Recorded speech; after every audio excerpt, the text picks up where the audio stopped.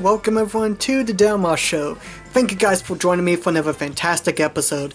As you guys know, I love me some Mario Kart. I love the creativity of the race courses, playing as Mario and crew, racing around them, throwing banana peels and spiny blue shells, and multiplayer chaos ensues everywhere. It's just a fantastic series and I loved it ever since when I was young. And speaking of youth, I would play a lot of different Mario Kart clones, I guess you would call them. Like if they had similar looking mechanics to Mario Kart, I would play it. Games like Looney Tunes Space Race, Nicktoons Racing, Diddy Kong Racing here, all great games that I loved.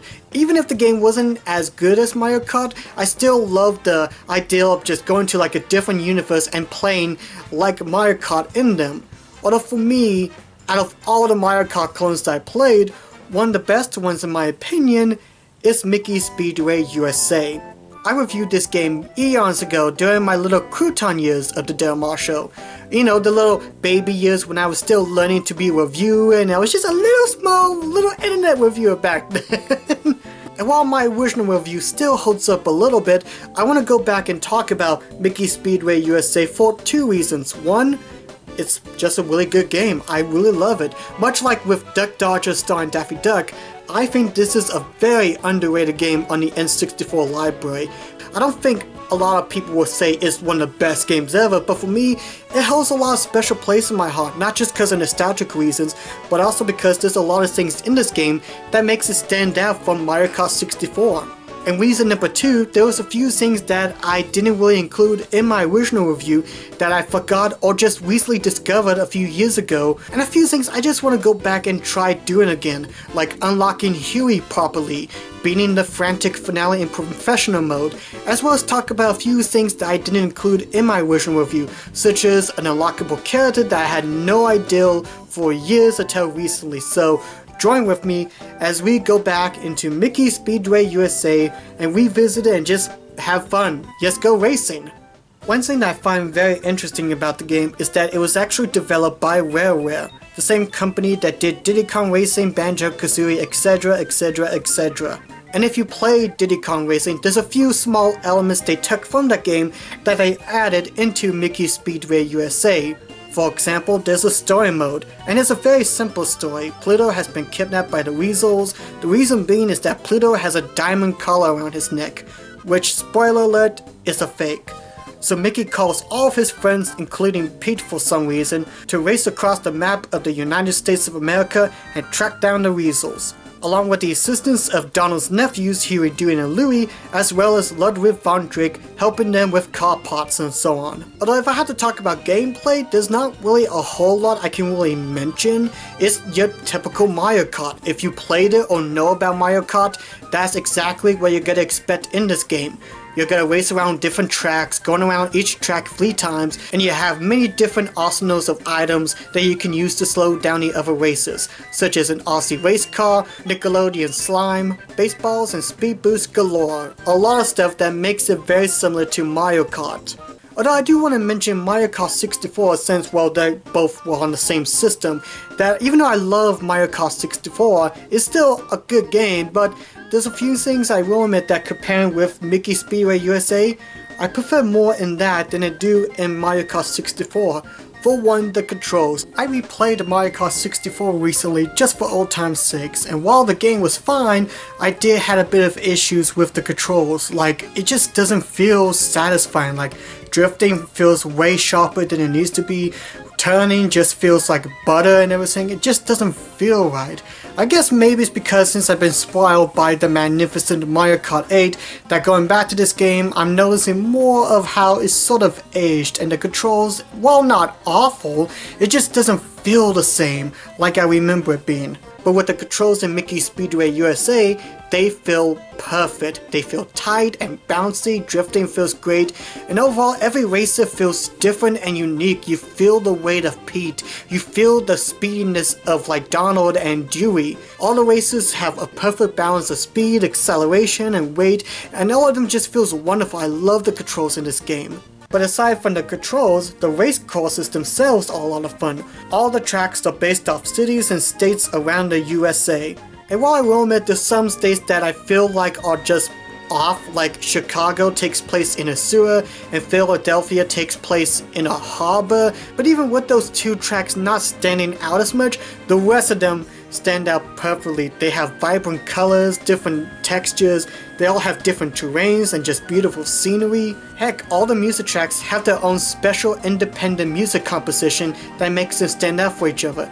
And the music in this game sounds really good. I personally love San Francisco. This is my personal favorite music composition in this game, and I really wish someone would make a rock cover of this track with a very funky bass line. That would be so perfect right there. And aside from the race tracks, just visually the game looks really good. The character models look good for the time that they were made, and overall it's just a really fun game that has great visuals. But of course, Mario Kart 64 has great visuals and good music track as well. But one thing that I think makes Mickey Speedway USA stand out a lot more, and I think makes it much better than Mario Kart 64 in my opinion, is replayability. For example, there's a lot of different cheats you can use, such as different color patterns for your slime, unlimited retries which you will need to use for the Frantic Finale, and you can even unlock a cheat to make the races tiny. Like, you can there, Mickey and all his friends are tiny little races. That's cool there.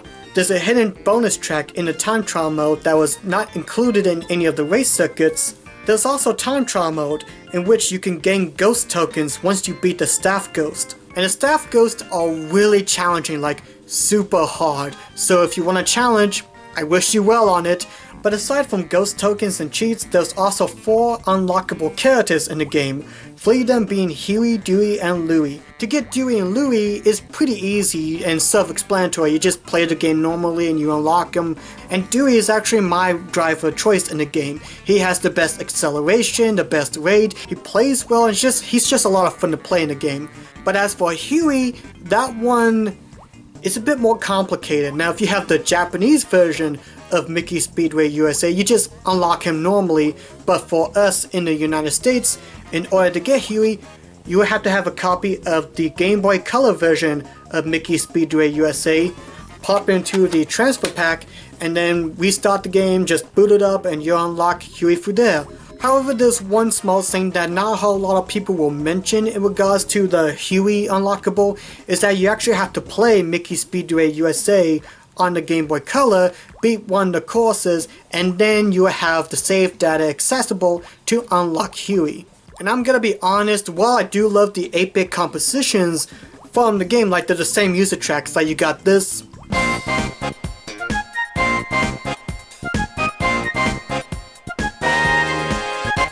and then you have the 8-bit version.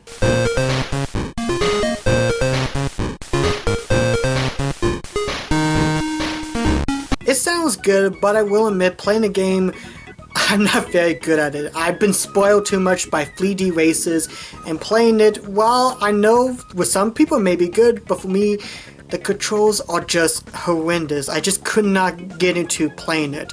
Luckily, and I know this is cheating, so I will admit I'm cheating on this one, there was always save data in the game, so I was able to use that save data that was already in it, and finally got Huey. And I will admit, when I finally was playing as Huey, I thought I was dreaming. It was like something that I mentioned long time ago that I didn't even have the transfer pack, let alone the Game Boy Color version of the game, and just playing it after years from reviewing it feels like a daydream. Like, it just feels weird, but it feels really cool, I have to say. Like, you get to play this long lost character that was in the wasteland finally brought back. It's just really cool to see.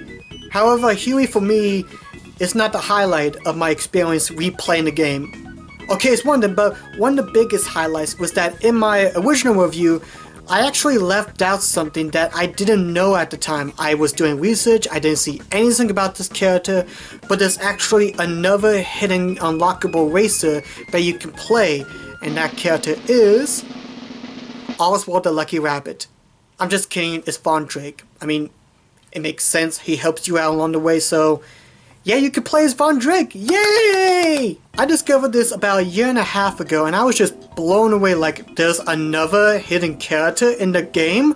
How do you get it? Well, you're gonna be crying a lot. You'll have a lot of tears and anger management issues from it. To unlock Ludwig Von Drake, you will have to beat Frantic Finale on professional mode perfectly, like get first place in every track. That is... it's hard. But before you even get to Frantic Finale, you need to go pod hunting first. There are 4 hidden car pods in 4 different tracks, similar to the boss keys in Diddy Kong Racing.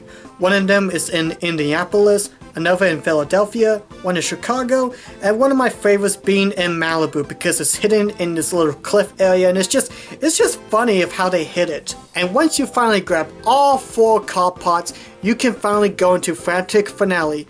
And I'm not making any exaggeration when I say that playing Frantic Finale is one of the hardest things to do in any kart racing game I have experienced. I mean, there are some hard tracks in Mario Kart, but compared to the ones in Frantic Finale, all that's baby's walk. It is baby's walk compared to that.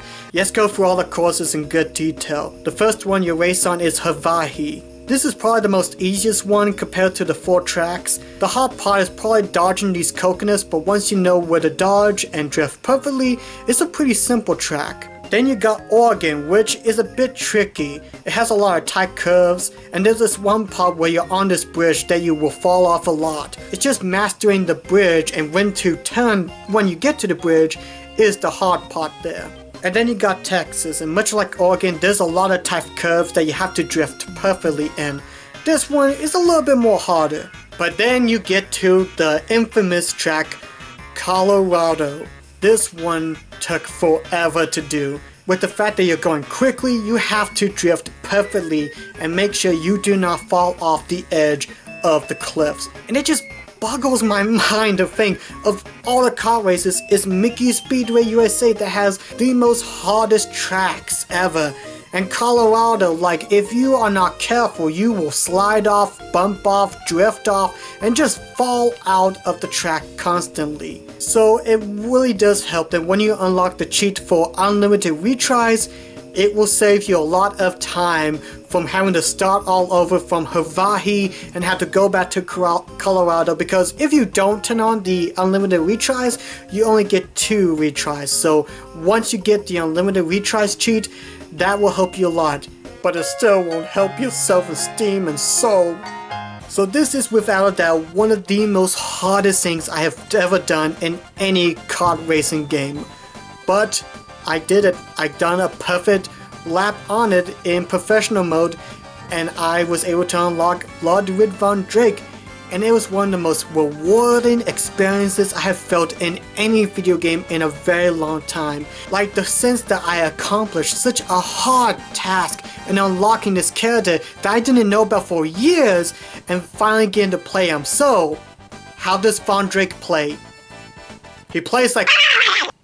Now look, Von Drake is one of my favorite Disney characters. He's funny, energetic, plus not to mention his voice actor is one of the best Disney voice actors of all time. But Von Drake in this game sucks as a driver. I mean, sure, he's the fastest driver, but he has the most heaviest weight, the poorest acceleration, and the poorest handling. And just playing him in this simple race in Indianapolis, he just sucks. He is super hard to control. If you're good with super heavyweight characters, you'll have one of the best races by far, but if you aren't good with heavy races, like me, and it's weird too, like, this is Von Drake. Pete, who do you think would be heavier? It's Von Drake of all things. He's the heaviest, he's the fattest goose of all! What happened? Did he get basted with bricks or something? Basted?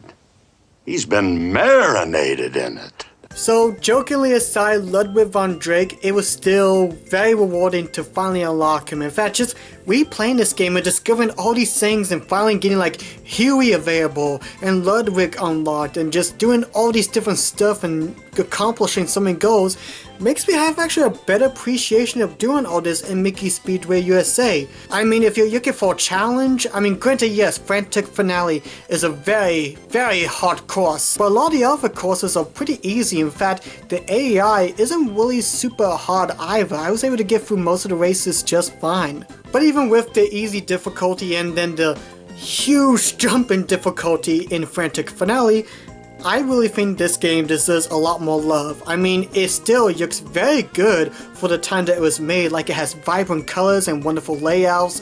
The controls feel very solid, the music is wonderful, and it's just a wonderful, great game. Regardless of just the nostalgia goggles aside, it's a really fun game that I think a lot of people, especially those that love Mario Kart, can check out. Although I guess the only issues I have is like that weird difficulty spike near the end, and then the voices, like once you get to the professional difficulty mode, the characters don't stop talking, they kind of reprise the same lines over and over, so you might end up muting the characters' voices and just using to the music. I'm not sure whatever your music is allowing you.